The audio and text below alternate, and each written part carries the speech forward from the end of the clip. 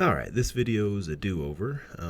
This ChatBot program that I did previously was about half an hour, 30 minutes long, and went a little too long and was a little more in-depth probably than it should have been. Not in a good way necessarily, but this version is going to be a little bit shorter. Okay, so I'm going to start off by saying where chatbots started. One of the founders of the field of computer science, Alan Turing, who cracked the Nazis' Enigma machine in the Second World War, he said that machines' intelligence could be gauged by their ability to pretend to act human, and that if you locked a person in a room with a texting device, and they didn't know if the thing on the other end of the texting device was a computer or a person, then computers, were for all purposes, they were pretty much human. You can agree or disagree with how intelligent machines can be, but that's basically his idea behind machine intelligence. Some people would argue that machines don't have to mimic humans to be intelligent. They just they need to be themselves. Anyway, so our chatbot today, we're going to basically try to talk to a chatbot and have it give kind of semi-intelligent responses back. Every year they actually have a competition for the Turing test to see who can make the most convincing chatbot. So anyway, obviously the cat's going to start off. And in the old video I had the cat ask, what's your name? But instead I'm going to say, what would you like to talk about today? Okay, and you can do little things here and there. Hello, my name is Sam. What would you like to talk about today? But I'm not going to slow the program down because it'll be boring for you and me to watch that hello, how are you every 10 times.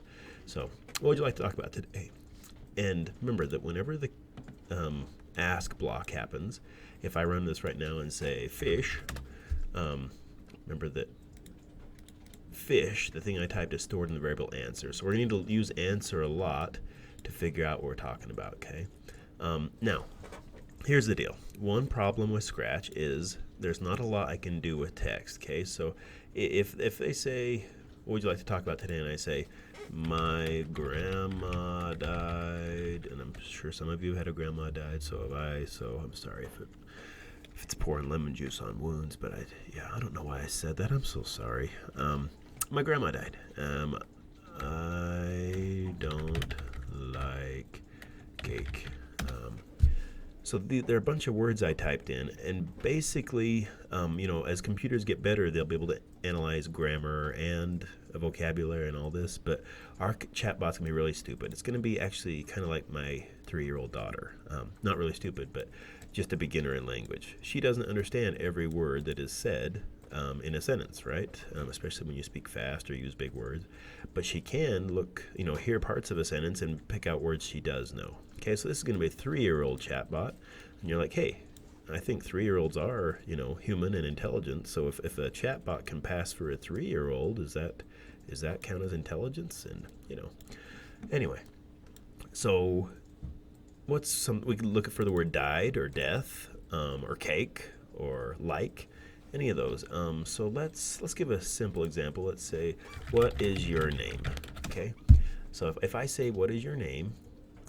Maybe, it can't piece together. Right now, I can't piece together all those words. I could say, if the answer has what and is and your and name in it, then we need to say that. Or if the answer equals exactly what is your name. Okay. But the problem is that, the chances of them typing that exactly like I typed it are pretty slim. Maybe they didn't choose the same case, and maybe they chose what's your name, any different ways of spelling it. What's your name? Or how are you called? Or something like that. Your name, or just even name. So rather than try to fish out every word, I'm going to look for one important word. Now, when we get to Python actually has a lot of tools that can just look at each word in a sentence, like this one, this one, this one.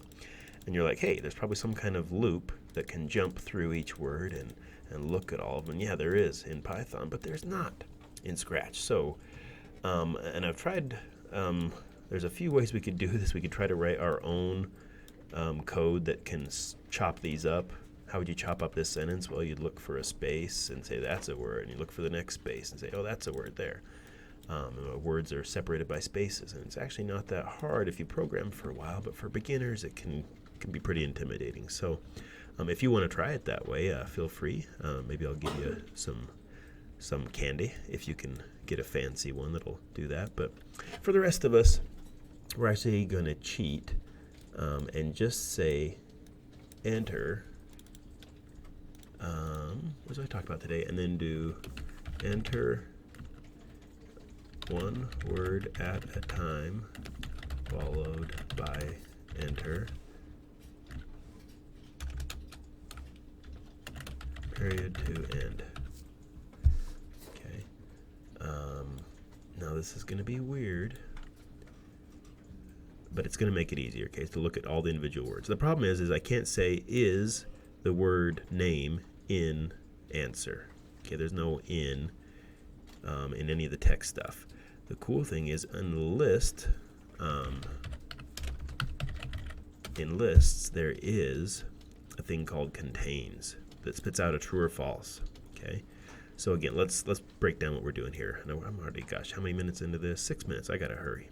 Okay, let's go make a sentence, and I'll show you how we're gonna do it. Rather than type a sentence out, what is your name? We're going to go what, enter, is, enter, your, enter, name. So what is your name? And I'm going to leave a period or question mark at the end, okay? So here's, what would you like to talk about today? Enter one word at a time, followed by enter, period to end, okay? And I'll actually let them do a question mark too. So this is how the sentence is going to get set up. We're going to type one word and hit enter and add that to the list. Add this word to the list. Add that to the list. When I see a question mark or a period, I'm done. Okay? So I'm going to set up a loop that does that, and then we're going to say, hey, does their sentence contain the word name? Because if it does, they probably want to talk about your name or my name or names. Okay? So if the sentence it does contain name now on this line right here. And notice it looks at the whole slot here, the whole cubby hole, not just one thing. It doesn't contain the letter N because there isn't one slot that has the letter N. It's, even though there's an N right here, it's the whole slot, okay? All right, so let's go set it up. We're gonna go, let's see if you can do this part. See if you can make a little loop that keeps getting words like answer, answer, answer until there's a period, okay? So obviously we're going to need a repeat or a while or a loop or something like that. Not forever, because forever goes on forever. We're going to repeat until answer equals period. And I said we're going to do a question mark too. Okay, so can I do an and? Answer equals period and answer equals question mark. I want to just show you real quick that there is no situation in the world where the answer can be a period and a question mark at the same time. Okay, it could have both of them, but that's what there's no contains. We're trying to make it equal to both of those. This has to be an or. Okay, it can be a period or a question mark. Just like, let me say it this way: there's no thing in the world where my variable a could be 3 and 7 at the same time. It's either a 3 or a 7 or some other number. So be careful with your ands and your ors. Okay? So we're going to keep asking. What'd you like to talk about today? Boom, boom, boom. And we're going to keep asking them until they do that. And every time we ask them something, we're going to do what? Enter. If we don't store that what and that is and that your and that name in the list or somewhere, we're going to erase them. We're going to lose them. Because answer can only hold one thing at a time, okay? So we're going to see if you can figure this out. What do I do to the list? We've done this before. How do I grow the list? Well, after I ask them something, I insert the thing they said at the beginning or the end. Let's insert it at the beginning. That's right, at the last. So, and let's make sure we clear the list out when we start. Okay, otherwise, if I didn't, when I run this again, how are you? Okay, and I got too many things. What is your name? How are you? And then there's, all their sentences are in there, and it will have a bunch of noise, a bunch of nonsense. Okay, so I need to not delete the first thing of sentence, but all the things of sentence. And then here we go. It's empty. It's clear. What is your name? Question mark. Remember, if I keep going, the dog, like unless I hit a period or question mark, it's going to keep doing this repeat loop. Okay, so again, ask them something, type their answer, or put their answer in the list at the bottom so it's in order. Okay. Now, once we have got all the information, that was the hard part, setting it up. Now we do an if, right? If, see if you can go from here. I mean, this part, what is your name, the dog? How would you respond to that? When would you respond to that? Obviously, he's going to say, my name is Sam the cat. But what are you? When would you say that? When would you say, my name is Sam? If the sentence contains, and I think name is the most important word there. You could say contains name and you're like, grammar, just a second ago you said I shouldn't use an and. Well, a sentence can contain many things, right? It can contain this and this and this. It can contain this or this, right?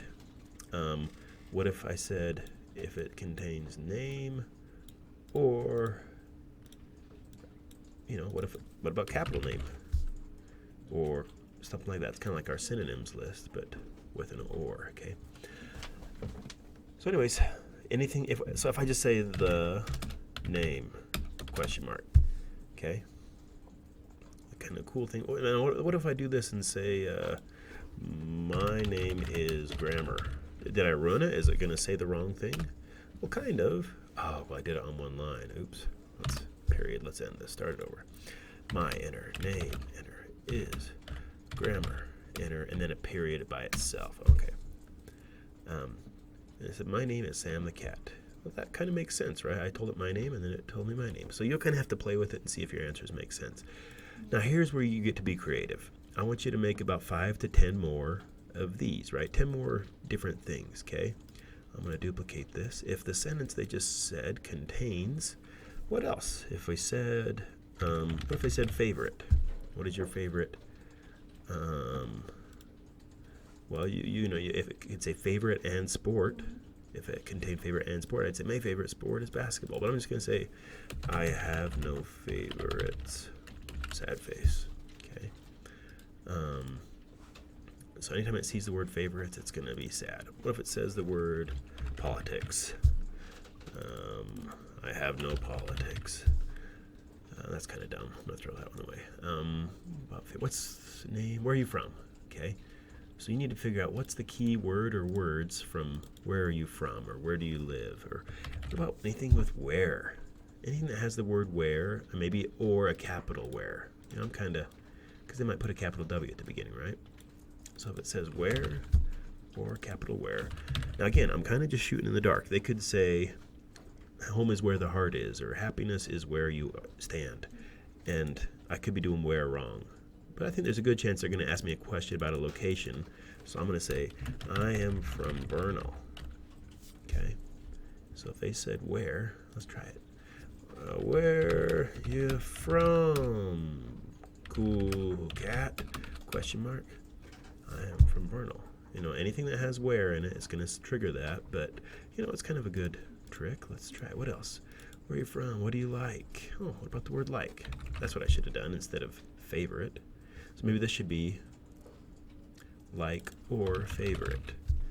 And I would say I don't have strong opinions. And I'm going to get rid of the favorites one because now I took care of both of them, right? And you could stack 3 ors together, or ands. So you could say my name and your name. So if it said my and name, he's probably saying my name is, and I'd say that is a great name. Maybe you even want to store their name in a variable called name. Okay. I'll duplicate that. If it said your name, like what is your name, then I'll say my name, Sam. Okay. And these could be ands. These should definitely be ands, right? Because this will just look for the word my if it's an or. So let's replace those with ands.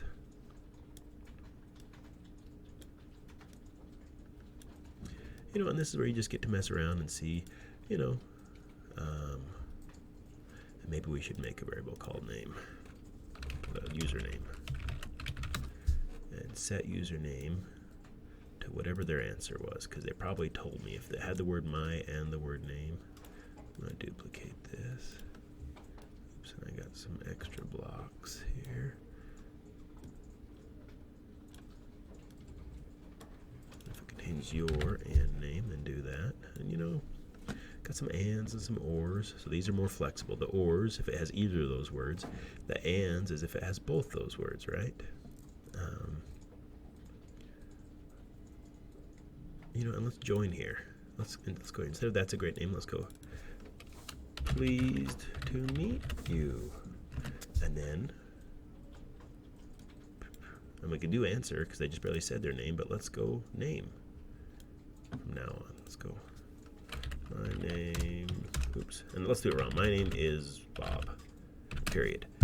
Okay. So look. That one slot in the sentence got my name is Bob. So the only way I could find that, see if the sentence contains that, is if that slot 1 here, had that exact whole thing, word for word, letter for letter, period for period. Okay, so this is bad. I need to go, my name is Bob, and then period, right? Okay, pleased to meet you. Oh, why didn't it work? Pleased to meet you. Oh, because answer was the last thing. Oh, yeah, it was the period, right? Yeah, that doesn't kind of work, darn it. So we could ask him for the name at the beginning, right?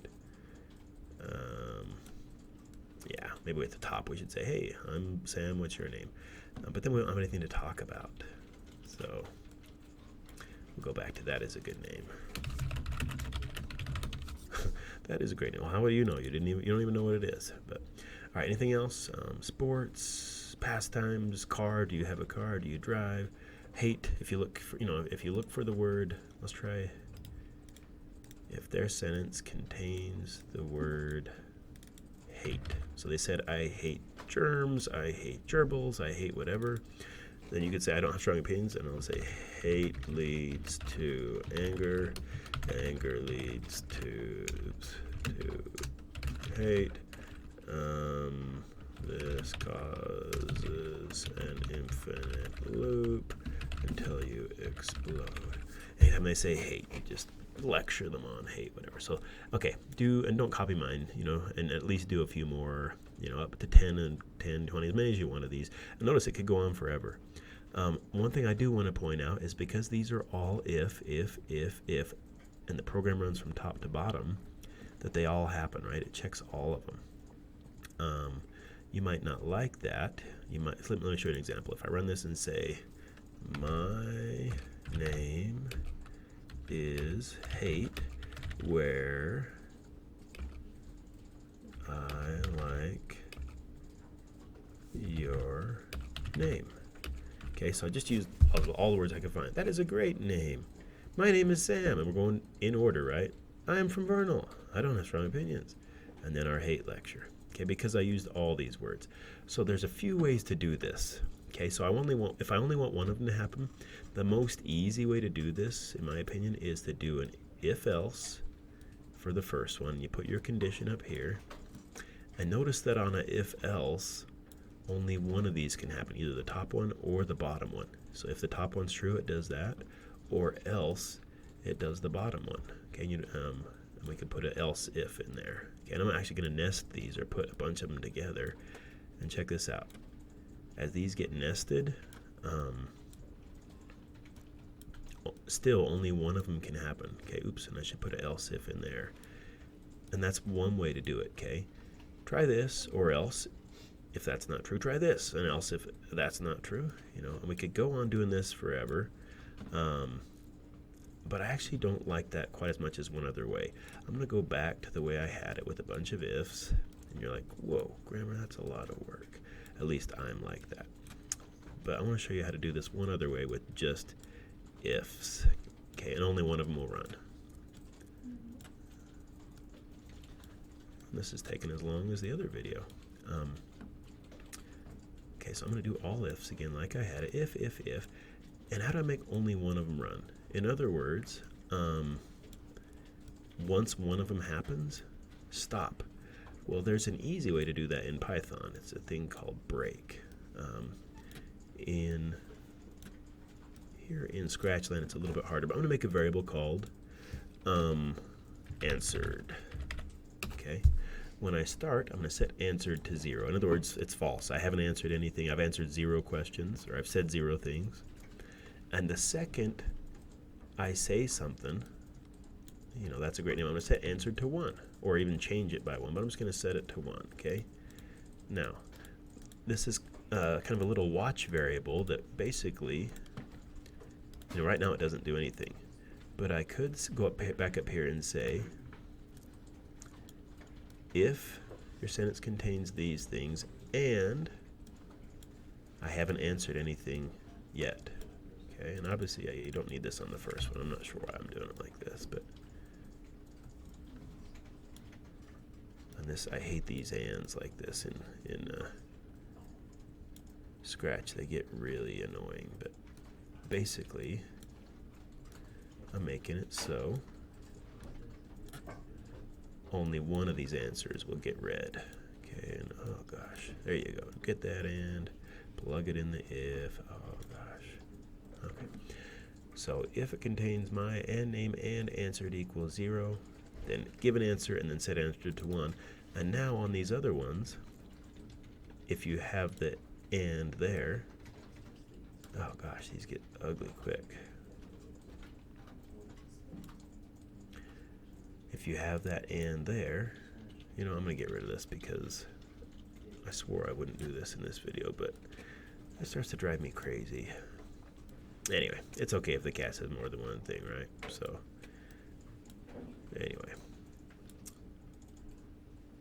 We don't need the answer thing. I'm going to leave it in there just to see who just copies stuff and doesn't understand it. But anyway, yeah, that should work. We'll see you in the next one.